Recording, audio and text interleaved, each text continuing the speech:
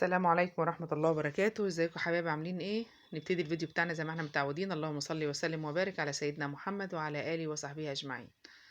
كل سنة وانتم طيبين. تعالوا مع بعض نعمل تحلية حلوة كده بعد الفطار في رمضان. بصوا، انا ما صبرتش عليها، يعني عيالي ما صبروش عليها. انا هوريكم دلوقتي هنعملها ازاي وانتوا تصبروا عليها عشان تبقى متماسكة. هنسمي الله من بواقي البيت كده.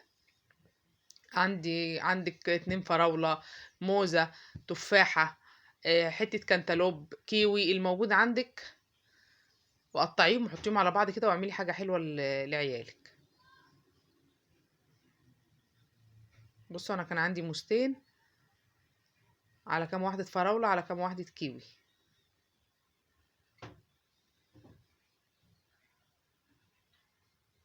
هنسمي الله ونبتدي مع بعض. هنقطع كده الموز كده طرنشات صغيرة. ممكن تعمليها بموز بس، ممكن تعمليها بفراولة، ممكن تعمليها بكانتالوب، بتفاح، الموجود عندك يعني. بس هما كان رزقهم واسع، هو ده اللي كان اللي كان عندي.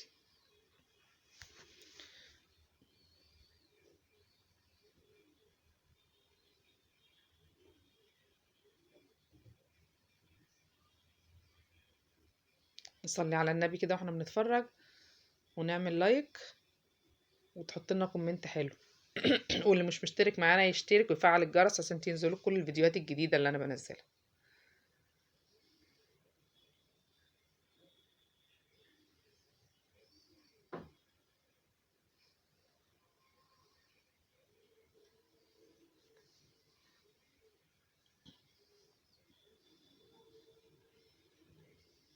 انا نزلت لكم امبارح الفيديو بتاع الشربات بتاع الكنافة والقطايف والهريسة والبسيمة، زي ما قلت لكم برضو، ما عدا البسبوسة بيبقى السيرم بتاعها خفيف شوية وبيبقى سخن في ساعتها. بص، احنا بنقطع الكيوي ساعات على فكرة، لو في الكواية اللي انت بتجيبيها مستوية، الحتة البيضة دي ما بتطلعش، بتبقى مسكرة ومستوية معاكي. هي عشان ناشفة انا بطلعها عشان متبقاش ممررة في الحاجة.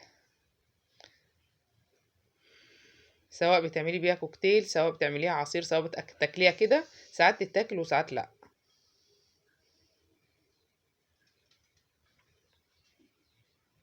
بص، احنا معانا حلة فيها 3 كوبايات مية.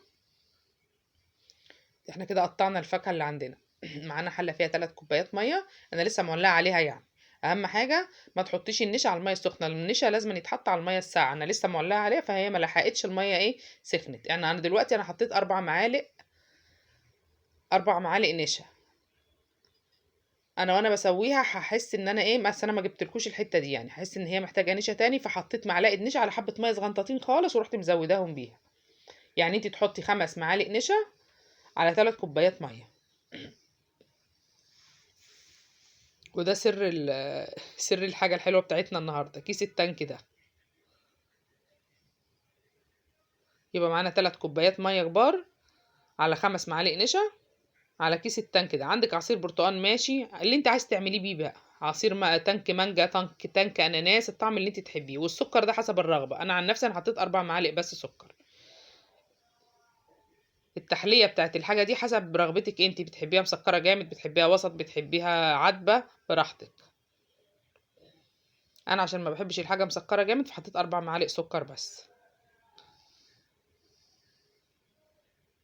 وهنتن نسمي بالله كده ونتن نقلب فيها لحد ما تحس ان القوام بتاعها بيتقل شوية، زيها زي الكاستر بالظبط. على فكرة ممكن تعمليها بكيس كاستر برضو بدل كيس التانك. بصوا حبايبي،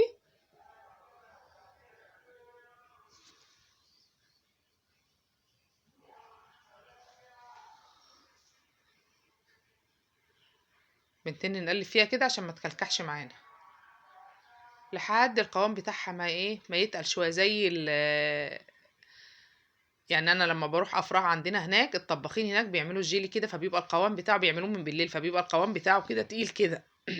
فبنصبوه في القوالب بتاعته وبيبات بره التلاجة. انا عشان مستعجلة عليها هنصبها ونحطها في التلاجة كده. بصوا حبايبي، هي تقلت كده خالص كده.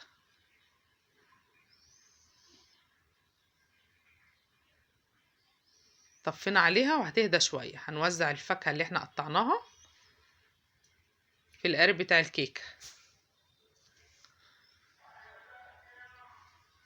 حاجات بسيطة خالص، وممكن تعملي لعيالك كل حاجة حلوة. مش لازم ان الحاجة اللي تعمليها تبقى مكلفة يعني انا جبت ب3 جنيه نشا، وكيس التانك ب5 جنيه. كده البتاعة بتاعتنا هدت شوية، وهنبتدي نصبها في قالب الكيك بتاعنا.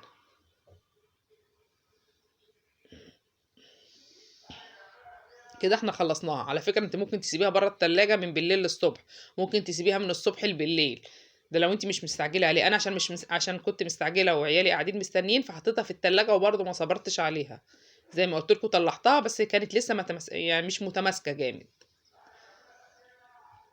بصوا حبايبي كده طلعتها. بصوا بقى، عشان انا ما صبرتش عليها طلعت ايه، مش يعني اتهرت مني شويه وانا بقلبها. بس انا على قد ما اقدر حاولت اطلعها لكم بحاجه كويسه بس طعمها تحفه. لو عجبكم الفيديو اعملوا لنا لايك وكومنت حلو وشير، وفعلوا الجرس عشان ينزل لكم كل جديد. كل سنه وانتم طيبين. جربوها وبجد بجد والله العظيم هتعجبكم خالص. بصوا انتوا بقى لو صبرتوا عليها هتطلع الخرطه بخرطتها كده وتبقى متماسكه. طعمها تحفه مع الفاكهه والتانك، عطي مزازه وطعم في منتهى الجمال. كل سنه وانتم طيبين.